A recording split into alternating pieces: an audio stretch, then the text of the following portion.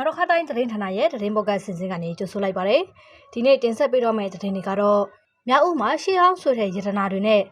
ရခိုင်ဘရင်လက်ထက်ငွေတင်းက150ခန့်တွေ့ရှိဆိုတဲ့တဲ့။ခွားမြို့ကိုနေဗီကနေလက်နက်ကြီးနဲ့9ကြိမ်ထပ်မံ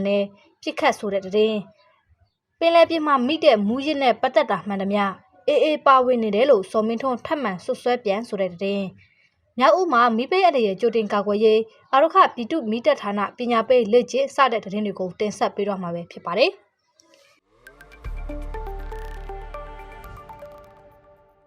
ပထမဆုံးသတင်းတစ်ပုဒ်အနေနဲ့မြောက်ဦးမှာရှေးဟောင်းဆွေထဲရတနာတွေနဲ့ရခိုင်ဘရင်လက်ထက်ငွေတင်က150ခန့်တွေ့ရှိဆိုတဲ့သတင်းကိုနားဆင်ရမှာပါ။ရခိုင်ပြည်ရဲ့ရှေးဟောင်းမြို့တော်ဖြစ်တဲ့မြောက်ဦးမြို့မှာရှေးဟောင်းဆွေထဲရတနာပစ္စည်းချို့နဲ့ရခိုင်ဘရင်လက်ထက်ကသုံးဆွဲခဲ့တဲ့ငွေတင်က150ခန့်ကိုတွေ့ရှိခဲ့တယ်လို့ဒေသခံတွေကဆိုပါတယ်။ကလေးတွေကကစားနေတာကနေအရှိတလက်မခန့်ရှိတဲ့ကြောက်စိမ့်တုံးဆွေပရပိုက်တစ်ခုဆွေလက်စွပ်3ခွင်းဆွေအပိုင်းအစငယ်တွေနဲ့ရခိုင်ဘရင်ဇနတုသမရာစာနဲ့နရပတိကြီးအမည်ပါတဲ့ငွေတင်က150ကျော်ကိုတွေ့တာလို့မြောက်ဦးဒေသခံတအုပ်ကအာရခတိုင်းကိုပြောပါတယ်။အဆိုပါရှေးဟောင်းဆွေထဲရတနာတွေနဲ့ရခိုင်ဘရင်လက်ထက်ငွေတင်က150ခန့်ကိုတွေ့ရှိခဲ့သူမှာမောင်စိုးအောင်မင်းနဲ့မောင်ဖြိုးမြတ်ဦးတို့ဖြစ်တယ်လို့သိရပါတယ်။အဆိုပါတွေ့ရှိရတဲ့ဒင်းကားတွေမှာငွေသားအစ်စ်ဖြစ်ပြီးတရရမြောက်ဦးခေရခိုင်တက်ကရစ်1034ဆွေနန်းတခင်ဇနတုသမရာစာလက်ထက်ကသုံးဆွဲခဲ့တဲ့ဒင်းကားတွေနဲ့တက်ကရစ်1000စင်ဖြူတခင်စင်နီတခင်နရပတိကြီးလက်ထက်သုံးဆွဲခဲ့တဲ့ငွေဒင်းကားတွေဖြစ်တယ်လို့လည်းသိရပါတယ်။ဇနတုသမရာစာဟာရခိုင်မင်းဆက်မြောက်ဦးခေမှာအထင်ရှားဆုံးတဲ့တကောအနာအကြီးမားဆုံးမင်းတစ်ပါးဖြစ်ပြီးသူ့လက်ထက်မှာရခိုင်ရေတပ်ဟာအလွန်အားကြီးမားခဲ့တယ်လို့ရခိုင်ရာဇဝင်ကျမ်းတွေမှာဖော်ပြထားပါတယ်။ဇနတုသမရာစာဟာဘာသာရေးအလွန်ရိုသေကိုင်းဆိုင်သူဖြစ်ပြီးစေတီပထိုးအများအပြားတည်ထားကိုးဝယ်ခဲ့တယ်လို့မြောက်ဦးမှာရှိတဲ့ရှစ်တောင်ဖျားကိုပြုပြင်မွမ်းမံတာတွေလုပ်ခဲ့သူလို့တမိုင်းမှတ်တမ်းတွေကဖော်ပြထားပါတယ်။ရှေးဟောင်းရတနာတွေတွေ့ရှိခဲ့တဲ့နေရာကိုအာရခပြည်သူတော်လှန်ရေးအစိုးရ UAA ရဲ့တရားဥပဒေစိုးမိုးရေးနဲ့ပြည်သူ့ဝန်ဆောင်မှုလုပ်ငန်းအဖွဲ့ဒီလက်ကစနစ်တကျစောင့်ကြပ်ထိန်းသိမ်းထားတယ်လို့လည်းသိရပါတယ်။ဆလဘီကွာမြို့ကိုနေဗီကနေလက်နက်ကြီးနဲ့9ကြိမ်ထပ်မံပစ်ခတ်ဆိုတဲ့သတင်းကိုနားဆင်ရမှာပါ။ရခိုင်ပြည်ကွာမြို့ကိုဥတီပြီးစစ်ကော်မရှင်ရဲ့နေဗီကနေ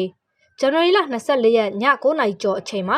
လက်နက်ကြီးနဲ့အကြိမ်9ကြိမ်ထပ်မံပစ်ခတ်ခဲ့တယ်လို့ဒေသခံတွေကပြောပါတယ်။နေဗီကနေည9:00နာရီကျော်လောက်မှာ9ကြိမ်တိတိကိုလက်နက်ကြီးနဲ့ပစ်တယ်။တောတောင်တွေဘက်ကိုကျပြီးပောက်ကွဲလို့လူတွေထိခိုက်ဒဏ်ရာရရှိတာတော့မရှိကြပေမဲ့ကမ်းနားနဲ့နီးတဲ့နေရာတွေကသူတွေကတော့နေရာပြောင်းရွှေ့ပြီးနေရတယ်လို့ခွားမြို့နယ်ဒေသခံတအုပ်ကအာရခတိုင်းကိုပြောပါတယ်။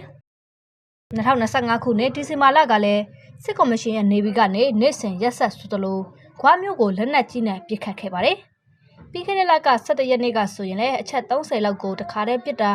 အဲ့တော့မနေရဲလို့တိမ်းရှောင်နေလိုက်နည်းနည်းငြိမ်သွားတော့ကိုရွာကိုပြန်လာလိုက်ခုတခါထပ်ပစ်တော့ထပ်ပြေးရပြန်ပြီလို့သူကထပ်မံပြောပါတယ်။အလားတူ2025ခုနှစ်နိုဝင်ဘာလကလည်းစစ်ကော်မရှင်ရဲ့နေဗီ3စီးကနေတခါပြည့်ရင်အနည်းဆုံး9ကြိမ်နဲ့15ကြိမ်ကြားပစ်ခတ်ခဲ့ပါတယ်။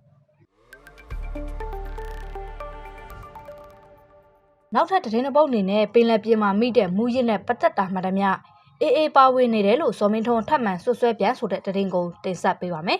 ။ပင်လယ်ပြင်မှာမိတဲ့မူးရစ်နဲ့ပတ်သက်တဲ့လုပ်ငန်းမှန်သမျှအေးပါဝင်ပတ်သက်နေတယ်လို့စစ်ကော်မရှင်ရဲ့သတင်းထုတ်ပြန်ရေးအဖွဲ့ခေါင်းဆောင်ဗိုလ်ချုပ်စော်မင်းထွန်းကထပ်မံဆွဆွဲပြောဆိုထားပါတယ်။ဒီပြောဆိုမှုကတော့ဇန်နဝါရီလ24ရက်မနက်ပိုင်းမှာမန္တလေးတိုင်းပြည်ဦးလွင်မြို့အနီးစခန်းလေဆိပ်မှာပြုလုပ်တဲ့မူရစ်ဆေးဝါးတွေနဲ့မူရစ်ဆေးဝါးချက်လောက်ရာမှာအသုံးပြုတဲ့ပစ္စည်းတွေပမာဏအများဆုံးသိသိရမိမှုနဲ့ပတ်သက်တဲ့ဒုတိယအကြိမ်သတင်းစာရှင်းလင်းပွဲမှာပြောဆိုခဲ့တာဖြစ်ပါတယ်။ဒီမူရစ်ဆေးဝါးတွေဟာကမ္ဘာရဲ့အန္တရာယ်ဖြစ်တယ်။ကမ္ဘာရဲ့အန္တရာယ်ဖြစ်တယ်။ကမ္ဘာတဝန်းလုံးကိုဝယ်ပေါ့နော်။ဒီပေါ့နော်တချို့နေရာတွေမှာကျွန်တော်တို့ဆိုရင်မူရစ်ဆေးဝါးကိုဒီကနေ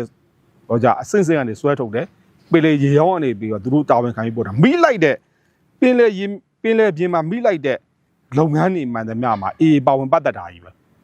ဲပါဝင်ပတ်သက်တာဆိုတာတွယ်ဝကြီးပါဝင်ပတ်သက်မှာဓာတ်ရိုက်ကိုပါဝင်ပတ်သက်ကကနေဘုံမူကြီးအဆင့်ရှိတဲ့ဘဒူကိုဦးဆောင်ပြီးလောက်ခိုင်းတယ်တို့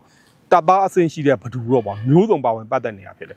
ဒါ့အပြင်ကျွန်တော်ထိုင်းနိုင်ငံမှာလည်းမူကြီးစုပါတယ်မိနေပါထိုင်းကလည်းကျွန်တော်ကိုပြောရင်မြန်မာနိုင်ငံကထွက်လာတဲ့ဟာတွေလို့ပြောတာပဲလာအိုမှာလည်းဖြစ်ကြတယ်လာအိုမှာလည်းမြန်မာနိုင်ငံအဲ့တော့ကြစီလိုအပေါက်ရှာပြီးသူကထွက်နေတာဖြစ်တယ်အဲကြောင့်မို့နိုင်ငံတကာရဲ့ပူပေါင်းဆောင်ရွက်မှုအားလဲလိုပါတယ်အခုခင်ဗျားတို့အားလုံးတွေ့ခဲ့ပြီးဒီနေ့မှာဆိုရင်အားလုံးကိုဟောနော်ဒါမြန်မာနိုင်ငံရဲတပ်ဖွဲ့ရဲ့ မူရစ်တပ်ဖွဲ့မှုကိုယ်တိုင်လည်းရှင်းပြပြီဒါပေမဲ့မြန်မာနိုင်ငံဓာတုဗေဒပညာရှင်တွေပေါ့နော်သူတို့လည်းရှင်းပြခဲ့ပြီဒီမူရစ်စေဝါဘလို့ဖြစ်လာတယ်ဘလို့ထုတ်တယ်ပါညာဒီပစ္စည်းတွေမြန်မာနိုင်ငံမှာမရနိုင်ဘူးသို့တော့ဘလို့လို့ရောက်လာတယ်ဘလို့ရောက်လာတယ်ဆိုတော့နောက်ွယ်ကနေပြောကြတော်တော်ကိုအင်အားတောင့်တင်းတဲ့ပေါ့နော်အကာအကွယ်ပေးနိုင်တဲ့လက်နဲ့မရှိဘဲနဲ့ရောက်လာစရာအကြောင်းမရှိဘူးဒီကိစ္စတွေရောက်လာစရာအကြောင်းမရှိတော့ဒီဟာတွေဒီကနေပြီးရောက်လာဖြစ်တယ်အဲ့တော့ပြန်ပြီးစဉ်းစားကြည့်ဒီလူတွေကဒီချက်လုတ်တဲ့လူတွေစီကနေပြီးခင်ဗျားတို့ရောက်ခဲ့ပြီးအဲ့စကန်တို့ဒီချက်လုတ်တဲ့လူတွေစီကနေပြောကြဘာယူမလဲဝေယူမဲလို့ပြောအောင်ဒီလူတွေမှာတော်တဲ့တောင်ထဲမှာဒီရှိနေတဲ့လာချက်နေတဲ့ငွေတွေကငွေဘလို့လွှဲမလဲရှင်းလေးရယ်ကုန်ချမ်းပေးပြီးတော့ကြကုန်ကြောယူမှာဒီကောင်းနေဒါပဲဒီလုပ်ငန်းပဲအဲ့တော့ကုန်ကြောတွေဘလို့ထွက်သွားအောင်ဆိုအပိုင်းလိုက်ခွဲထားတာပဲဖြစ်ရမယ်ဒီချက်လုတ်တဲ့လူတွေနဲ့လောကခံစားဝင်ရှိတဲ့လူတွေကတစ်မျိုးကုန်ကြောယူသွားတဲ့လူတွေရဲ့ပို့ဆောင်ပွဲပုံကတစ်မျိုးပြီးရင်အဆက်အသွယ်တွေနဲ့လုတ်တဲ့ပုံကတစ်မျိုးဆိုပြီးအစင်စင်အလွာရှိနေတဲ့ဟာမျိုးဖြစ်တယ်လို့ပဲကျွန်တော်တို့မြင်ပါတယ်ဗျအေးဟာမူရစ်စေဝါရောင်းဝယ်တာတွေကိုပြုလုပ်ပြီးအဲ့ဒီကနေရတဲ့ငွေတွေနဲ့လက်နက်ခဲယမ်းတွေဝယ်ယူပြီးရခိုင်ပြည်အတွင်းအကြမ်းဖက်လုပ်ငန်းတွေလှုပ်ဆောင်တာလက်နက်အားကိုနဲ့အပြစ်မဲ့ပြည်သူတွေအပေါ်အနိုင်ကျင့်နှိပ်စက်တပ်ဖြတ်တာတွေကိုလောက်ဆောင်လျက်ရှိနေတယ်လို့လည်းစစ်ကော်မရှင်ကဆွဆွဲပြောဆိုခဲ့ပါတယ်။မူရစ်စေဝါနဲ့ပတ်သက်ပြီးအေးကိုဆွဆွဲတာဟာစစ်ကော်မရှင်ရဲ့မယိုးနိုင်တဲ့ view ဟာလို့အေးရဲ့ပြောခွင့်ရပုဂ္ဂိုလ်ဦးခိုင်ဒုက္ခကတောက်ပြန်ပြောဆိုထားပြီးအာရခတ်တော်အနေနဲ့မူရစ်စေဝါတိုက်ဖြတ်ရေးအတွက်ဘယ်အစိုးရဘယ်နိုင်ငံကအဖွဲ့အစည်းနဲ့မဆိုပူးပေါင်းဆောင်ရွက်သွားဖို့အစဉ်သင့်ရှိတယ်လို့လည်းပြောဆိုထားပါတယ်။နောက်ဆုံးသတင်းတစ်ပုဒ်အနေနဲ့မြောက်ဦးမှာမိပေးအတရဲ့ကြိုတင်ကာကွယ်ရေးအရခပြည်သူမိသက်ဌာနပညာပေးလက်ကျင်းဆိုတဲ့သတင်းကိုနားဆင်ရမှာပါ။ရခိုင်ပြည်မြောက်ဦးခရိုင်အတွင်းမိပေးအတရဲ့ကြိုတင်ကာကွယ်ရေးအတွက်အရခပြည်သူတော်လှန်ရေးအစိုးရမိသက်ဌာနကဇန်နဝါရီလ25ရက်မှာပညာပေးလက်ကျင်းတရုတ်ပြမိသက်မှုတွေပြုလုပ်ခဲ့တယ်လို့သိရပါတယ်။အရခတပ်တော်အေအနေနဲ့ရခိုင်ပြည်ကလွတ်မြောက်နယ်မြေတွေမှာမိပေးအတရဲ့ကြိုတင်ကာကွယ်ရေးဆိုင်ရာတတိပေးချက်တွေနဲ့လိုက်နာဆောင်ရွက်ရမယ့်ကိစ္စတွေကို